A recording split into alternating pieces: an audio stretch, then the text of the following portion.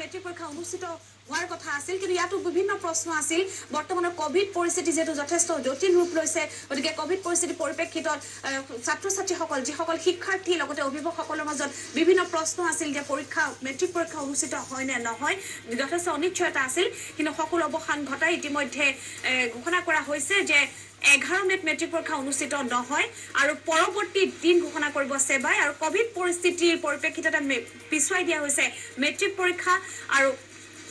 এই কথা ইতিমধ্যে জানিবলৈ দিছে সেবাৰ অধ্যক্ষ ৰমেশ চন্দ্ৰ জৈনে আৰু যেহেতু বৰ্তমান ৰাজ্যত কোভিডে জটিল ৰূপ ধাৰণ কৰিছে পৰিস্থিতি যথেষ্ট জটিল হৈ পৰিছে গতিকে এনে পৰিপ্ৰেক্ষিতত বৰ্তমান পৰীক্ষা অনুষ্ঠিত কৰিব পৰা পৰিৱেশ নাই গতিকে পৰৱৰ্তী কেতিয়া অনুষ্ঠিত কৰিব পৰা যাব এই সন্দৰ্ভত সেবাৰ ফালৰ পৰা স্বাস্থ্য বিভাগৰ লগত আলোচনাত মিলিত হ'ব আলোচনাৰ অন্ততঃ সমাধান সূত্ৰ ওলাব আৰু তাৰ পিছতহে ঘোষণা কৰিব পাৰিব মেট্ৰিক পৰীক্ষা পৰৱৰ্তী সময়ত কেতিয়া অনুষ্ঠিত হ'ব উল্লেখযোগ্য যে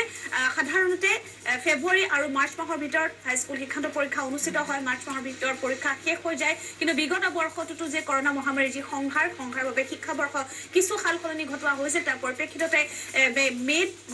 অনুষ্ঠিত হোৱাৰ কথা আছিল হাইস্কুল শিক্ষান্ত পৰীক্ষা কিন্তু বৰ্তমানো যেহেতু কোভিডে যথেষ্ট জটিল ৰূপ ধাৰণ কৰিছে ৰাজ্যত গতিকে এনে সময়তে পৰীক্ষা অনুষ্ঠিত কৰাটো সম্ভৱ নহয় গতিকে শেহতীয়াকৈ সিদ্ধান্ত লোৱা হৈছে কোভিড পৰিস্থিতিৰ পৰিপ্ৰেক্ষিতত পিছুৱাই দিয়া হৈছে মেট্ৰিক পৰীক্ষা 11 মেত অনুষ্ঠিত নহয় মেট্ৰিক পৰীক্ষা আৰু পৰৱৰ্তী দিন ঘোষণা কৰিব সেবাৰ ফালৰ পৰা স্বাস্থ্য বিভাগৰ লগত আলোচনাত মিলিত হ'ব আলোচনাত তেওঁলোকে সমাধান সূত্ৰ ওলোৱাৰ পিছতহে তেওঁলোকে পৰৱৰ্তী পৰীক্ষাৰ কাৰ্যসূচী পৰীক্ষাৰ দিন তেওঁলোকে ঘোষণা কৰিব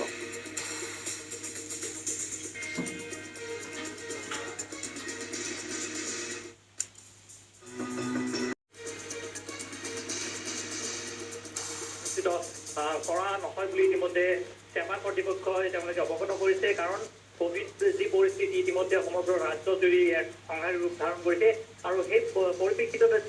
সেৱা কৰ্তৃপক্ষ আজি এক গুৰুত্বপূৰ্ণ বৈঠকত তেওঁলোকে আলোচনা কৰে আৰু 11 মেৰ পৰিৱৰ্তে তেওঁলোকে এই যি মেট্ৰিক পৰীক্ষা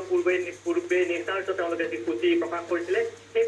সূচী তেওঁলোকে কিছু সাল সলনি কৰিব পৰৱৰ্তী সময়ত তেওঁলোকে স্বাস্থ্য বিভাগৰ লগত এক গুৰুত্বপূৰ্ণ আলোচনা মিলিত হ'ব আৰু আলোচনা মিলিত হোৱাৰ পিছত তেওঁলোকে এই যি মেট্ৰিকৰ যি সূচী সেই সূচী তেওঁলোকে পুনৰ প্ৰকাশ কৰিব আৰু এই মুহূৰ্তত আমি উল্লেখ কৰিব বিচাৰিছোঁ যে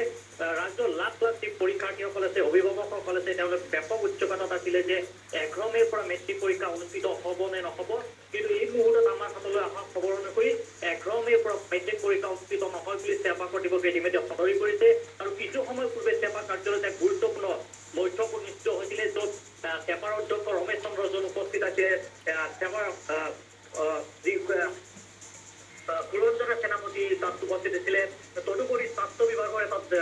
বিশেষজ্ঞ টীম তেওঁলোকে তাত উপস্থিত আছিলে আৰু যুটীয়াভাৱে তেওঁলোকৰ যি বৈঠক হৈছিলে সেই বৈঠকত এটা আলোচনা কৰা হৈছিলে যে যি কোভিড পৰিস্থিতি আছিলে এই পৰিস্থিতিৰ বাবে 11 মেৰ পৰিৱৰ্তে তেওঁলোকে এই যি পৰীক্ষা দিন সেই দিন তেওঁলোকে পিছুৱাই লৈ গৈছে কিন্তু এই মুহূৰ্তত তেওঁলোকে উল্লেখ কৰা নাই যে কোন তাৰিখৰ পৰা মেট্ৰিক পৰীক্ষা অনুষ্ঠিত হ'ব তাৰ বাবে তেওঁলোকে অপেক্ষা কৰিব বিচাৰিছে তেওঁলোকে স্বাস্থ্য বিভাগৰ লগত পুনৰ এখন গুৰুত্বপূৰ্ণ বৈঠকত তেওঁলোকে মিলিত হ'ব বুলি কৈছে আৰু সেই বৈঠকৰ অন্তত তেওঁলোকে পৰৱৰ্তী যি পৰীক্ষা দিন সেই পৰীক্ষা দিন তেওঁলোকে প্ৰকাশ কৰিব আৰু এই মুহূৰ্তত আমি পুনৰ উল্লেখ কৰিব বিচাৰিছোঁ যে মেট্ৰিক পৰীক্ষা যিহেতু লাখ লাখ পৰীক্ষাৰ্থীসকল তেওঁলোকে